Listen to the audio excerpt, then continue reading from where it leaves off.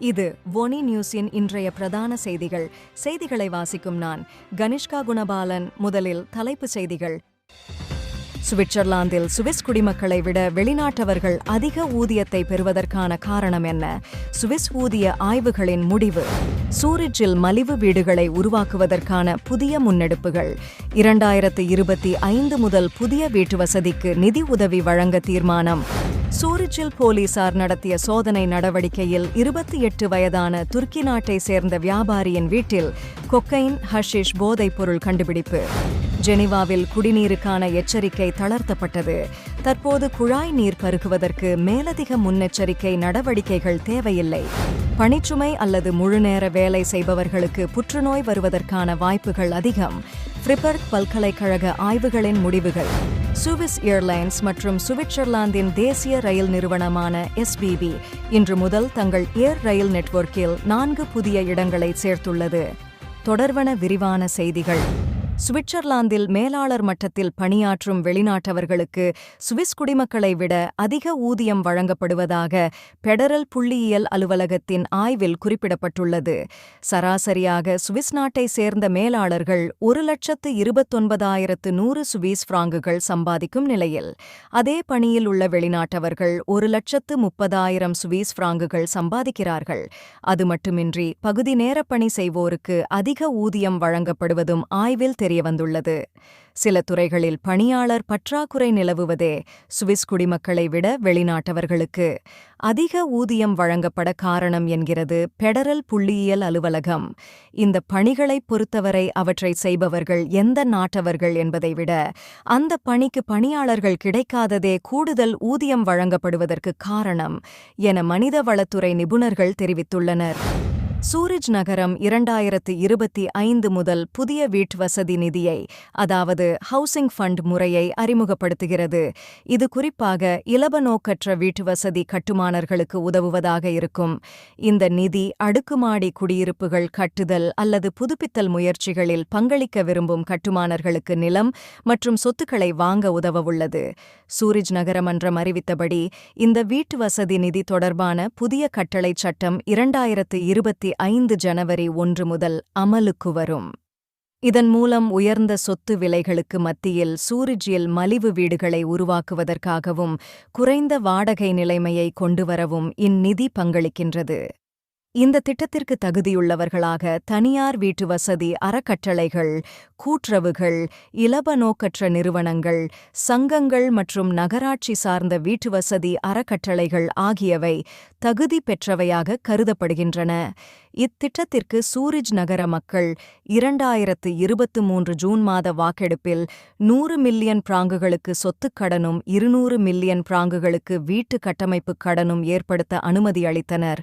இதன் மூலம் குறைந்த விலைக்கு வீடுகள் கட்டும் நோக்கத்தை செயல்படுத்த முடியும் என தெரிவிக்கப்படுகிறது. சூரிச் கண்டோனல் போலீசார் திங்கட்கிழமை சூரிச்சில் உள்ள ஒரு வியாபாரியின் வீட்டில் பல கிலோகிராம் போதைப் பொருளை கண்டுபிடித்தனர்.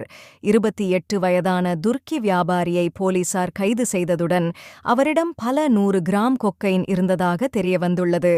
இந்த வழக்கின் தொடர்ச்சியாக நடந்த சோதனையில் 1.5 கிலோகிராம் கொக்கைன், 90 கிராம் ஹஷிஷ் மற்றும் போதைப் பொருளை பிரிக்க பயன்படுத்தப்படும் பொருட்கள், அத்துடன் பல ஆயிரம் பிராங்குகள் ரொக்கம் ஆகியவை கைப்பற்றப்பட்டன என சூரிச் கண்டோனல் போலீசார் தெரிவித்தனர்.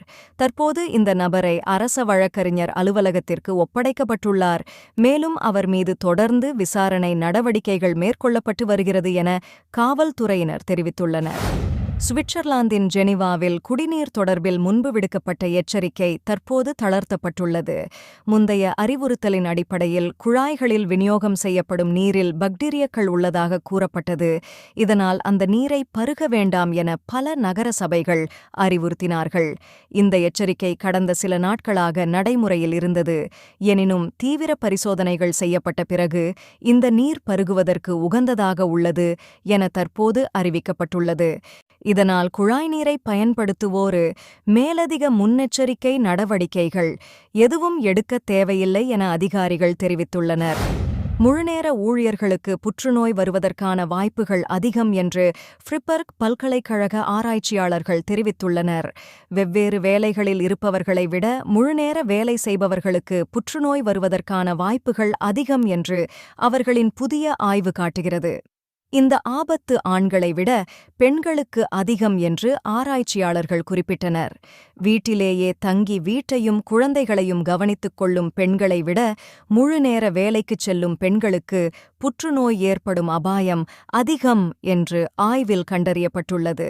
அத்துடன் சுயதொழில் செய்யும் ஆண்களை விட முழுநேர வேலை செய்யும் ஆண்களுக்கு புற்றுநோய் வருவதற்கான வாய்ப்புகள் அதிகம் என தெரிவிக்கப்படுகிறது.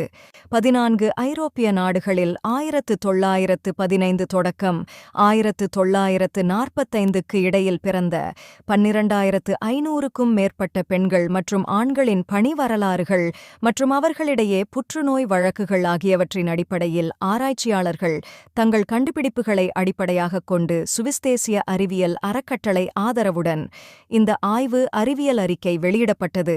பணிச்சுமை மற்றும் புற்றுநோய் ஆபத்து ஆகியவற்றுக்கு இடையேயான தொடர்பை புரிந்து கொள்ள இன்னும் கூடுதல் ஆய்வுகள் மேற்கொள்ளப்படும் என தெரிவிக்கப்பட்டுள்ளது. சுவிஸ் ஏர்லைன்ஸ் மற்றும் சுவிட்சர்லாந்தின் தேசிய ரயில் நிறுவனமான SBB இன்று முதல் தங்கள் ஏர் ரயில் நெட்வொர்க்கில் 4 புதிய இடங்களை சேர்த்துள்ளன. பயணிகள் இப்போது சூரிச் விமான நிலையத்திலிருந்து சுர், டாவோஸ், க்ளோஸ்டேர்ஸ் மற்றும் செயின்ட் மோரிட்ஸ் ஆகிய இடங்களுக்கு ஒருங்கிணைந்த ரயில் மற்றும் விமான சேவையை பயன்படுத்தி பயணிக்க முடியும். இதன் மூலம் சூரிச் மற்றும் ஜெனிவா விமான நிலையங்களில் இருந்து வரும் விமான ரயில்களின் மொத்த எண்ணிக்கை 21ஆக உயர்ந்துள்ளது. ஏர் ரயில் நெட்வொர்க் தற்போது சுவிட்சர்லாந்தில் உள்ள முக்கிய நிலையங்களை உள்ளடக்கியுள்ளது குறிப்பிடத்தக்கது. நீங்கள் இதுவரை கேட்டது ஒனி நியூஸின் இன்றைய பிரதான செய்திகள். மேலும் இதுபோன்ற செய்திகளை தொடர்ச்சியாக அறிந்து கொள்ள ஒனி நியூஸுடன் இணைத்திருங்கள். வணக்கம். ஒனி ஆப்புக்கு வரவேற்கின்றோம். உலகம் முழுவதும் உள்ள தமிழர்களை இணைக்கும் ஒரு தமிழர் தளம். உங்களுக்கு அருகில் நடைபெறும் கலாச்சார நிகழ்வுகளை காணவும், உலகெங்கிலும் உள்ள தமிழ் மக்களுடன் உங்கள் நெட்வொர்க்கை விரிவாக்கவும், தமிழ் கலாச்சாரத்தின் பரந்த மரபுகளை அறிந்து கொள்வதுடன் செய்திகள், அருகிலுள்ள வியாபார நிலையங்கள், நாணய மாற்று வீதங்கள் மற்றும் உலகம் முழுவதும் உள்ள தமிழர்களை ஒன்றிணைக்கும் வகையில் பல்வேறு அம்சங்கள் உள்ளன. இது நமது அற்புதமான வரலாற்றையும் கலாச்சாரத்தையும் கொண்டாட ஒரு இனிமையான இடமாக இருக்கும். இப்போதே ஒனி ஆப்பை பிளே ஸ்டோர் அல்லது அப் ஸ்டோரில் டவுன்லோட் செய்யுங்கள்.